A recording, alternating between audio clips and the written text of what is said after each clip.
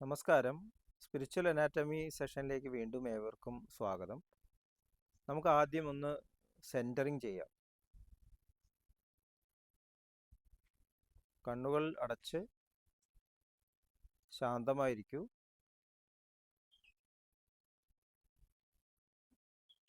ഭൂമി മാതാവിനോടും സർവചരാചരങ്ങളോടും അന്തരീക്ഷത്തോടും കൃതജ്ഞത രേഖപ്പെടുത്തൂ.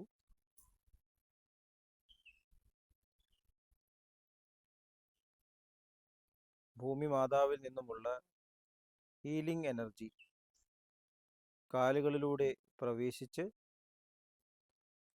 ശരീരം മുഴുവൻ വ്യാപിക്കുന്നതായും ശരീരത്തിലെ എല്ലാ ഭാഗങ്ങളെയും എല്ലാ കോശങ്ങളെയും റിലാക്സ് ചെയ്യാൻ സഹായിക്കുന്നതായും അനുഭവിക്കും.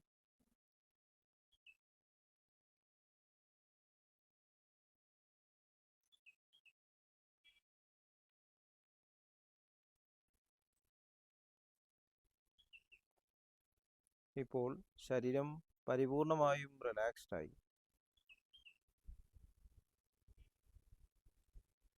ഈ റിലാക്സേഷൻ ഹൃദയത്തിൽ അനുഭവിക്കൂ.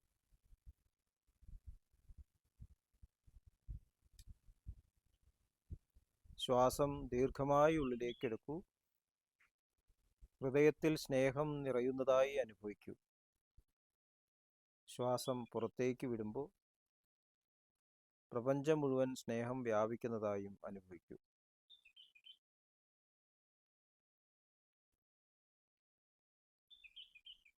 ഹൃദയത്തിൽ കുടികൊള്ളുന്ന സ്നേഹത്തിൻ്റെ സ്രോതസ്സിൽ നിന്നും ഉദ്ഭവിക്കുന്ന ദിവ്യപ്രകാശം മനസ്സിനെ ആകർഷിക്കുന്നതായി അനുഭവിക്കൂ.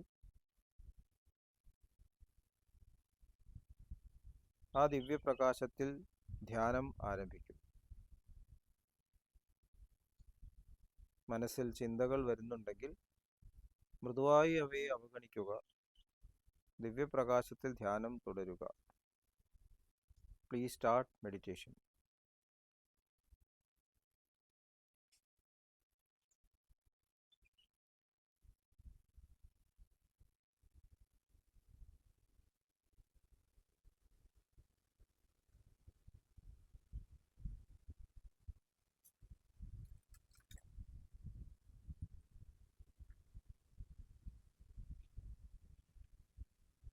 ഓക്കെ, ആ കണ്ടീഷൻ ഹൃദയത്തിൽ നിലനിർത്തി നമ്മുടെ എല്ലാവരെയും ഹൃദയങ്ങൾ സ്നേഹത്താൽ ബന്ധിതമാണെന്നും എല്ലാവരെയും ഹൃദയങ്ങൾ ആ ദിവ്യമായിട്ട് സ്രോതസ്സുമായി കണക്റ്റഡ് ആണെന്നും ഉള്ള ആ ഒരു സങ്കല്പത്തിൽ പതുക്കെ കണ്ണുകൾ തുറക്കൂ.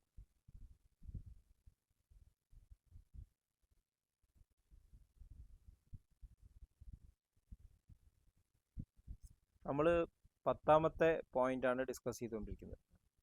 10ാമത്തെ പോയിന്റ് എന്ന് പറഞ്ഞാൽ പ്രഭു പദത്തിലേക്കുള്ള എൻട്രി പോയിന്റാണ്. പ്രപന്ന പ്രഭു എന്നുള്ള സ്റ്റേജ് നമ്മൾ പ്രഭു പോയിന്റിലേക്ക് കയറിയിരിക്കുന്നു. 10ാമത്തെ പോയിന്റ് അത് എവിടെയാണെന്നുള്ളത് നമ്മൾ എക്സ്പ്ലെയിൻ ചെയ്തിട്ടുണ്ട്. സഹസ്രദള കമലത്തിൽ നിന്ന് 2 വിരൽ ഫ്രണ്ടിലേക്ക്. സഹസ്രദളം കമലം നമ്മൾ കണ്ടെത്തുന്നത് ഈ 2 ചെവിയുടെ ഈ ലോബ്യൂൾസ് കണക്ട് ചെയ്യുന്ന ഭാഗം, ഇത് സഹസ്രദള കമലം. ഇവിടെ 2 വിരൽ മുമ്പോട്ടത്, അത് 10ാമത്തെ പോയിന്റാണ്. ഈ സഹസ്രദള കമലത്തിന് 2 വിരൽ പുറകിലേക്ക് പോയ 11ാമത്തെ പോയിന്റായി. ഈ സഹസ്രദള കമലം വളരെ വളരെ പ്രധാനപ്പെട്ട ഒരു പോയിന്റ് ആണെന്നാണ് ആധ്യാത്മികതയിൽ നമുക്ക് ഇതുവരെ മനസ്സിലാക്കില്ല. സഹസ്രാരം എന്ന് പറയും. അവിടുത്തെ സ്വഭാവം എന്ന് പറഞ്ഞാൽ സച്ചിത് ആനന്ദം. നമ്മൾ കേട്ടിട്ടുണ്ട് ഈശ്വരൻ കോൺഷ്യസ്നസിൻ്റെ ഏറ്റവും ഹയസ്റ്റ് സ്റ്റേറ്റ് സച്ചിത് ആനന്ദം ആണ്. ആനന്ദം എന്ന് പറയുമ്പോൾ ബ്ലിസ്, അൺകണ്ടീഷണൽ ആയിട്ടുള്ള ഹാപ്പിനെസ്. പക്ഷെ നമ്മുടെ മാസ്റ്റേഴ്സ് പറഞ്ഞിരിക്കുന്നത് സ്പിരിച്വാലിറ്റിയിൽ, യഥാർത്ഥത്തിൽ ആധ്യാത്മികതയിൽ ഈ ആനന്ദം ചിലപ്പോൾ ഒരു തടസ്സമായിട്ട് മാറും എന്നാണ് പറഞ്ഞത്. ഒരു ബ്ലോക്കായിട്ട് മാറാം. ആനന്ദം ബ്രഹ്മേതി വ്യജാനാത് എന്ന് നമ്മൾ കേട്ടിട്ടുണ്ട്. അപ്പോൾ തീർച്ചയായിട്ടും നമ്മുടെ ഈ യാത്രയിൽ ആനന്ദം വളരെ വളരെ പ്രധാനപ്പെട്ട ഒരു ഘടകമാണ്. നമ്മൾ 10ാമത്തെ പോയിന്റിൽ നിന്ന് 11ാമത്തെ പോയിന്റിലേക്ക് ട്രാൻസിറ്റ് ചെയ്യുമ്പോൾ ഈ ആനന്ദത്തിൻ്റെ ഒരു അനുഭവം നമുക്കുണ്ടാവും. പക്ഷെ അതിൽ നമ്മൾ തങ്ങി നിൽക്കരുത്. ആനന്ദം എന്ന് പറയുന്നതും ശരിക്കും ഒരു എക്സ്പീരിയൻസ് ആണ്. ഇപ്പോൾ ലാലാജി മഹാരാജ് എക്സ്പ്ലെയിൻ ചെയ്തിട്ടുണ്ട്, ആനന്ദം എന്ന് പറയുന്നത് സൂക്ഷ്മ ശരീരത്തിലുള്ള ഒരു അനുഭവം മാത്രമാണ്. സത്ത്, ചിത്ത്, ആനന്ദം, ഇത് മൂന്നും നിലനിൽക്കണം എന്നുണ്ടെങ്കിൽ അവിടെ ഈഗോവിൻ്റെ ആവശ്യമുണ്ട്, അഹംബോധത്തിൻ്റെ എൻറ്റിറ്റിയുടെ ആവശ്യമുണ്ട്. അപ്പോൾ നമ്മുടെ ഉള്ളിൽ അഹംബോധം സ്പിരിച്വൽ എൻറ്റിറ്റി ആയിട്ട് മാറുന്ന ഒരു ഘട്ടമാണ് ഈ സ്റ്റേറ്റിൽ നിന്ന് നമ്മൾ ഡിസ്കസ് ചെയ്തിട്ടുണ്ട്. അപ്പോൾ ഈ 10ാമത്തെ പോയിന്റ് പ്രധാനപ്പെട്ട ക്വാളിറ്റി ബിലോങ്ങിങ്നെസ് ആണ്. അതായത് നമ്മൾ അവിടുത്തേതാണ് എന്നുള്ളൊരു തോന്നൽ. അപ്പം അതിനൊരു ഉദാഹരണം നമ്മൾ പറഞ്ഞു. ഒരു ആശ്രമം നിർമ്മിക്കുമ്പോൾ മാസ്റ്റർ തൻ്റെ റെപ്രസെൻറ്റേറ്റീവിനെ അന്വേഷിച്ച് നടക്കുകയാണ്. അപ്പം അതിലൊരു അഭ്യാസി വളരെ സന്തോഷത്തോടു കൂടിയിട്ട് പ്രവൃത്തികളെല്ലാം ചെയ്യുന്നു. ബാക്കിയുള്ളവരെല്ലാവരും പറഞ്ഞു, ഞാൻ പൂന്തോട്ടം നനച്ചുകൊണ്ടിരിക്കുകയാണ്, ഞാൻ ഭക്ഷണം പാചകം ചെയ്തുകൊണ്ടിരിക്കുകയാണ് എന്നൊക്കെ പറഞ്ഞു. പക്ഷേ ഈ അഭ്യാസം എന്താ പറഞ്ഞത്, ഞാൻ എൻ്റെ മാസ്റ്റർക്ക് ആശ്രമം ബിൽഡ് ചെയ്തുകൊണ്ടിരിക്കുകയാണ്. അപ്പോൾ ഇതാണ് ആനന്ദം എന്ന് പറയുന്നത്, ബിലോങ്ങിങ്നെസ്. ഞാൻ അവിടുത്തെയാണ്. ഇപ്പോൾ നമ്മുടെ വീട്ടിൽ എന്തെങ്കിലും പ്രശ്നം ഉണ്ടായിക്കഴിഞ്ഞാൽ, ജനലിൻ്റെ ചില്ലൊക്കെ പൊട്ടിക്കഴിഞ്ഞാൽ നമ്മൾ അപ്പം തന്നെ റിപ്പയർ ചെയ്യും, നാളത്തേക്ക് മാറ്റി വയ്ക്കില്ല.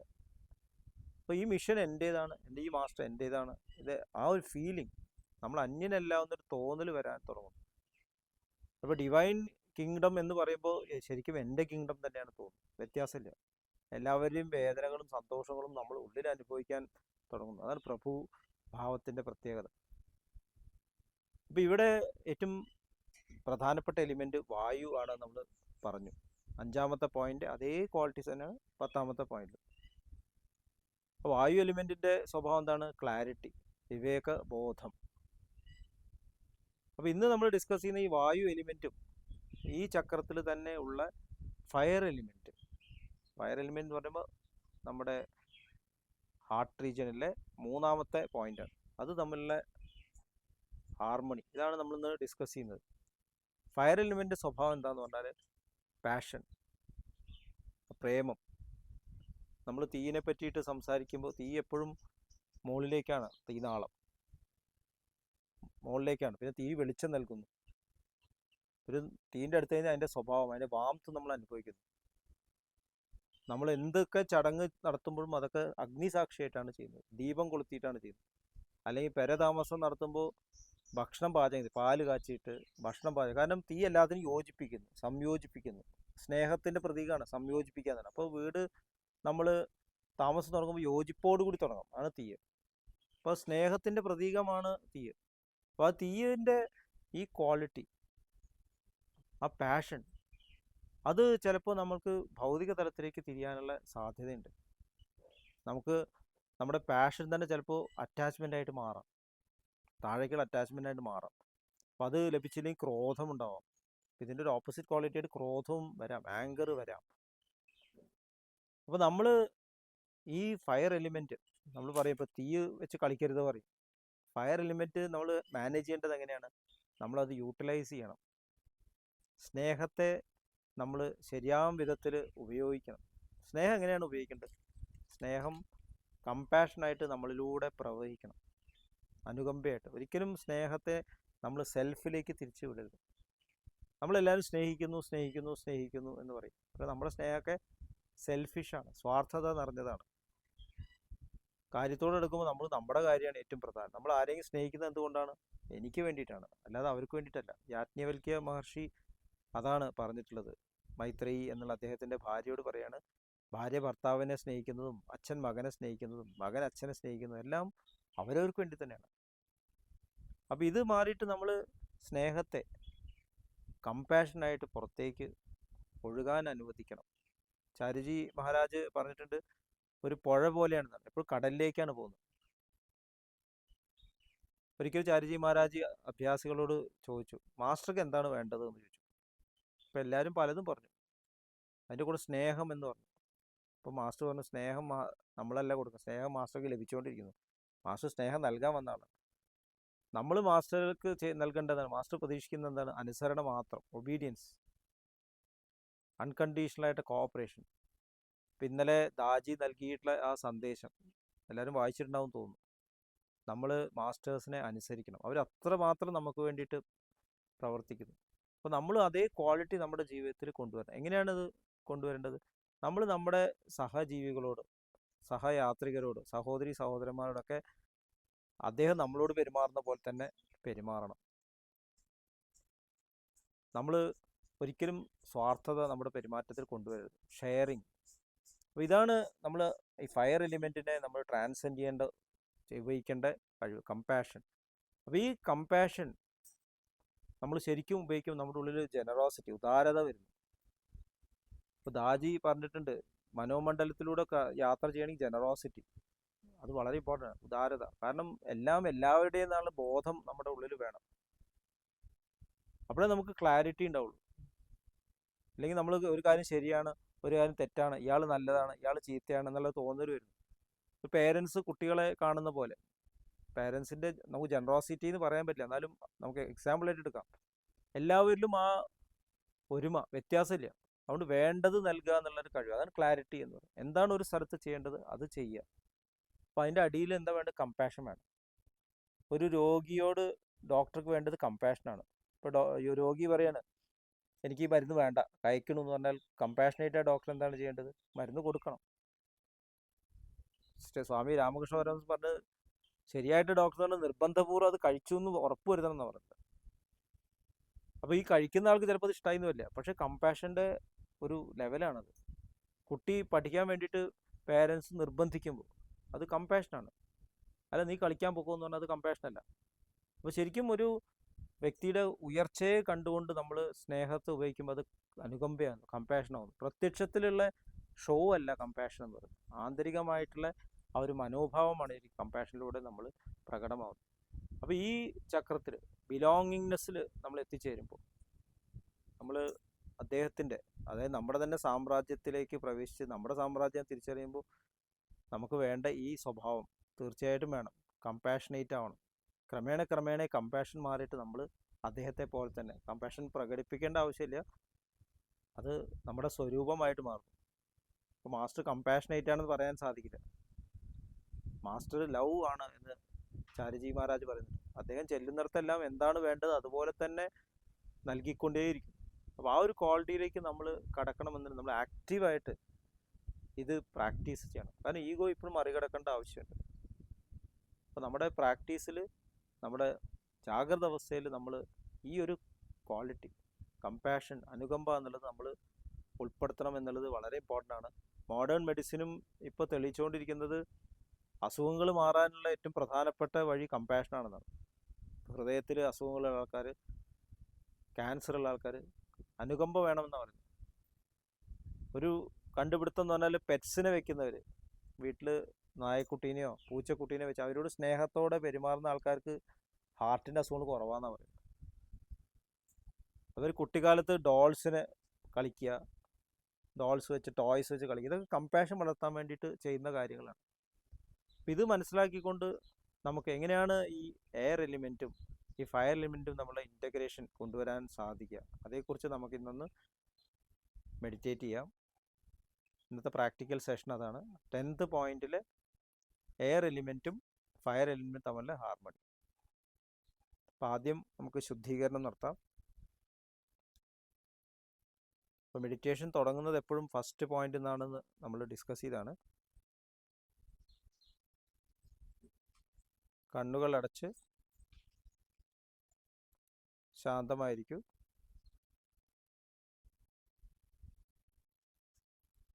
ഫസ്റ്റ് പോയിന്റിൽ ശ്രദ്ധിക്കൂ. Left side of chest, lower part. ഹൃദയത്തിലുള്ള ദിവ്യസ്രോതസ്സിൽ നിന്നും ഉള്ള ദിവ്യപ്രകാശം മനസ്സിനെ ആകർഷിക്കുന്നതായി അനുഭവിക്കൂ. ആ ദിവ്യപ്രകാശത്തിൽ ധ്യാനം ആരംഭിക്കൂ. മനസ്സിൽ ചിന്തകൾ വരുന്നുണ്ടെങ്കിൽ മൃദുവായി അവഗണിക്കുക. ദിവ്യപ്രകാശത്തിൽ ധ്യാനം തുടരുക. Please start meditation.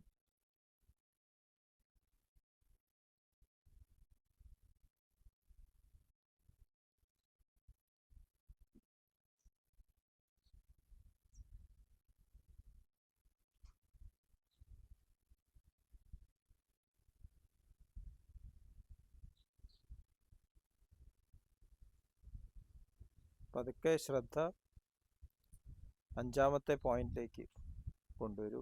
10ാമത്തെ പോയിന്റിലേക്ക് അറ്റൻറ്റീവ് ആവുക. 5ാമത്തെയും 10ാമത്തെയും പോയിന്റ് ഒരുപോലെയാണ്. 5ാമത്തെ പോയിന്റ് കഴുത്തിൻ്റെ ലോവർ പാർട്ടാണ്. 10ാമത്തെ പോയിന്റ് നമ്മൾ ഡിസ്കസ് ചെയ്താണ്, അവിടേക്ക് അറ്റൻറ്റീവ് ആവുക. അപ്പം ആദ്യം ശുദ്ധീകരണമാണ്.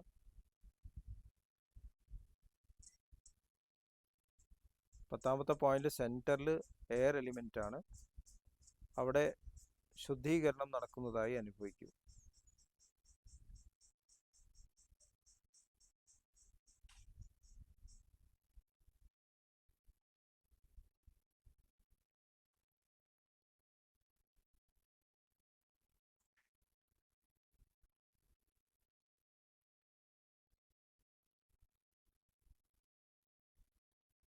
ഇനി ഫസ്റ്റ് പോയിന്റിലേക്ക് വരൂ. Left side of chest lower part. അവിടെ 9 o'clock പൊസിഷനിലാണ് എയർ എലിമെൻറ്റ്. അവിടെ ശുദ്ധീകരണം നടക്കുന്നതായി അനുഭവിക്കും.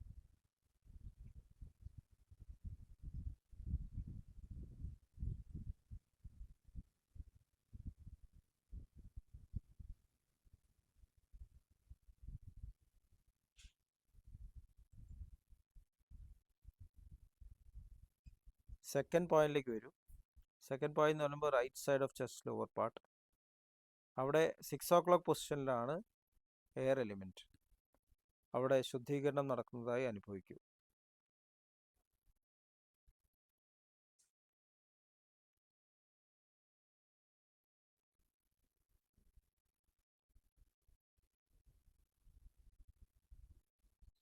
ഇനി തേർഡ് പോയിന്റിലേക്ക് വരൂ. Left side of chest upper part. അവിടെ 3 o'clock പൊസിഷനിലാണ് എയർ എലിമെൻറ്റ്. അവിടെ ശുദ്ധീകരണം നടക്കുന്നതായി അനുഭവിക്കും.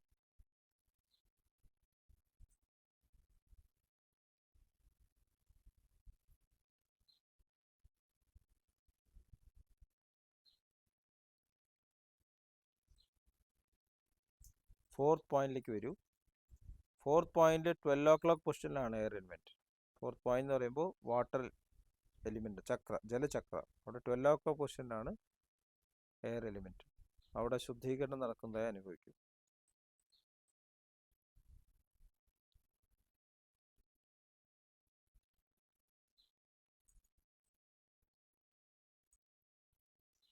ഇനി തിരിച്ച് ഫിഫ്ത്ത് പോയിന്റിലേക്ക്, അതായത് 10th പോയിന്റിൻ്റെ സെൻറ്ററിലേക്ക് തിരിച്ചു വരൂ. ശുദ്ധീകരണം കഴിഞ്ഞു. ഇന്ന് നമ്മൾ 10ാമത്തെ പോയിന്റിൽ എയർ എലിമെൻറ്റും ഫയർ എലിമെൻറ്റും തമ്മിലുള്ള ഹാർമണി, അതാണ് ഇന്ന് നമ്മൾ മെഡിറ്റേറ്റ് ചെയ്യുന്നത്. അപ്പോൾ 10ാമത്തെ പോയിന്റ് ക്വാളിറ്റി എന്ന് പറയുമ്പോൾ ബിലോങ്ങിങ്നെസ്, അതായത് നമ്മുടെ സ്വന്തമാണെന്നുള്ളൊരു തോന്നൽ, അതാണ് ബിലോങ്ങിങ്നെസ് പറയുക.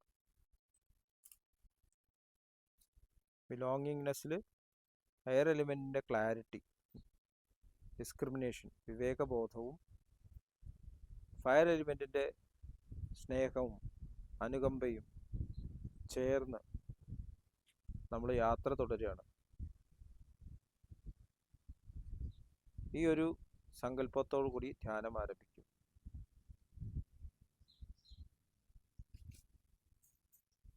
Restart meditation.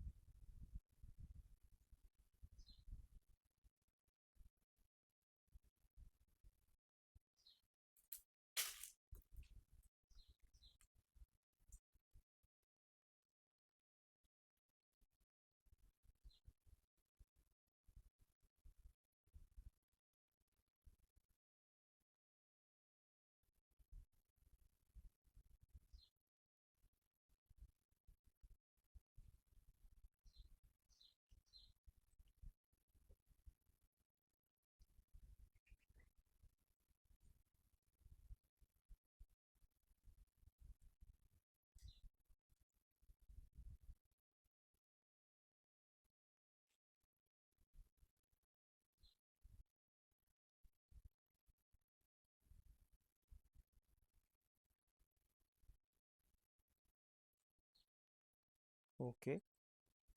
മാസ്റ്ററുടെ അനുഗ്രഹത്താൽ ലഭിച്ചിട്ടുള്ള ഈ കഴിവുകൾ ആ മാസ്റ്ററുടെ സേവനത്തിനായി തന്നെ ഉപയോഗിക്കപ്പെടും. ഈ ഒരു സങ്കല്പത്തോടു കൂടിയിട്ട് പതുക്കെ കണ്ണുകൾ തുറക്കൂ.